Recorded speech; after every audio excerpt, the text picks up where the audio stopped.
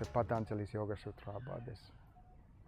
What Sarat was also saying in the conference is Prayatna Shaitilyananta Samapattipyam. Releasing the effort, not pushing so hard.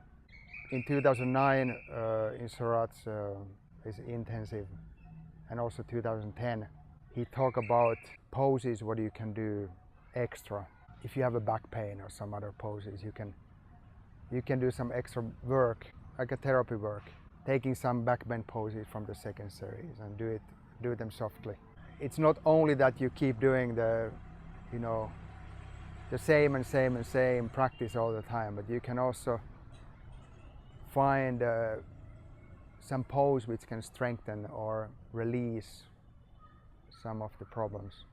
So it was nice that it came from him, that there is option. It's not you don't have to strictly do primary series and second series and just follow the sequence, but you can also have, like after the practice or after you done the back bend, you can do some of the poses which can open or strengthen the body. 2005 I had a surfing accident. I'm not a surfer, but that's why maybe I had it. And it happened in Australia. And it was just after I had a 1 week workshop in Sydney, and I just smashed to this sandbar. There was a time I couldn't do practice, and I think I still feel some of those injuries in my neck and the lower back. I wasn't worried. I thought, okay, if I cannot do asana, I can still meditate and do pranayama and maybe even continue teaching. Because in the beginning I couldn't do any asana, not even raise the arms in the first vinyasa. I had to start with pranayama to get the energy to the body, the prana, to start the healing process.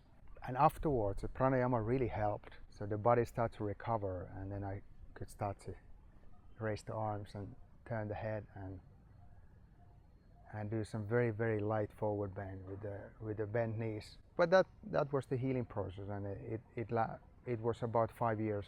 5 years of doing modified easy practice. So the pictures what we took for the second series book in 2007, some of the poses look fine, but in some poses I wanted to actually use somebody else, but my photographer said, like, it doesn't look so good if there is somebody else doing like a difficult pose. Yeah. It looks like you cannot do it. I was like, yeah, but I cannot. So I was just warming up the body for, it was the Dvipada Sirsasana was one of those poses, because there was lots of back pain. See, in the book you can see it's not the best pose, but I did it. Yeah. But it doesn't look very good. Other poses look good, and I could do quite well, but the practice was hard. And after 5 years I could feel that the neck pain was gone, and I could start to do the deep forward bend. I managed to heal it with the pranayama and asana. It's a long process. This is one reason I also learned that you cannot injure the student as a teacher. It can be a long process. You injure somebody, it can be 5 years, it can be 10 years. You have to take very slowly and easy and think about what you're doing. Maybe it's also when you get older, it's a thinking style change. So the whole idea of the asana starts to change. It's not so much like moving forward, but it's also moving deeper mentally and spiritually. That becomes more interesting.